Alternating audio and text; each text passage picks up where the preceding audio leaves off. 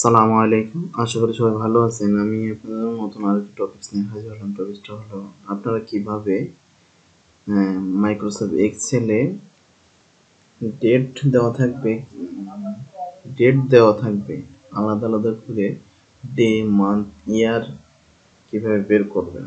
তো দেখেন, আমি এটা স্যাম্পল হিসেবে এগুলো নিয়ে নিচ্ছি। ডেট আপনারা এইভাবে নিয়ে নেবেন। প্রথমে হচ্ছে ডে, তারপরে মান্থ, তারপর ইয়ার। তো আপনারা প্রথমে এগুলো কপি করবেন, কপি করে এগুলোকে পেস্ট, কন্ট্রোল ভি দিয়ে পেস্ট করে দিবেন।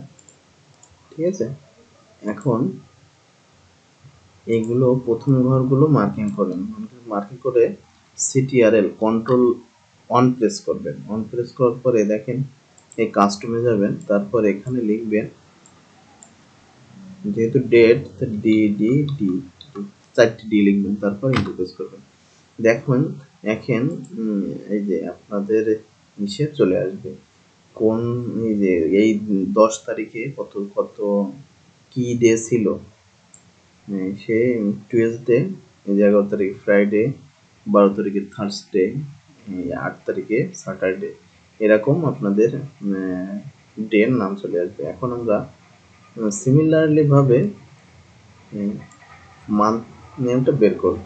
তো এখানে সিটিএল অন প্রেস করবেন, তারপর কাস্টমে যাবেন, তারপরে এই যে এখানে 4টি এম লিখবেন, তারপর এন্টার প্রেস করবেন। দেখেন আমাদের মাসের নামটা চলে আসছে। এটা হচ্ছে আপনার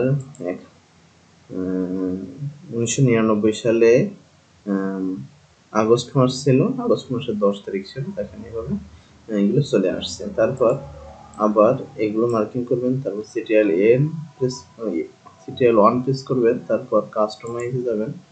এখন এখানে ওয়াই, 4টি ওয়াই দিবেন, ইয়ার ইন্টারফেস করবেন। দেখেন এটা, দেখেন এখানে ক্লিক করলে 2004 দেখা যায়, এখানে কিন্তু 2004 চলে আসছে। তো আপনারা এইভাবে এই সবগুলার আলাদা আলাদা ভাবে ডে, তারপর মান্থ, ডে, মান্থ, ইয়ার, দুটো আলাদা আলাদা এইভাবে খুব সহজে বের করতে পারেন। ভালো থাকবেন সবাই।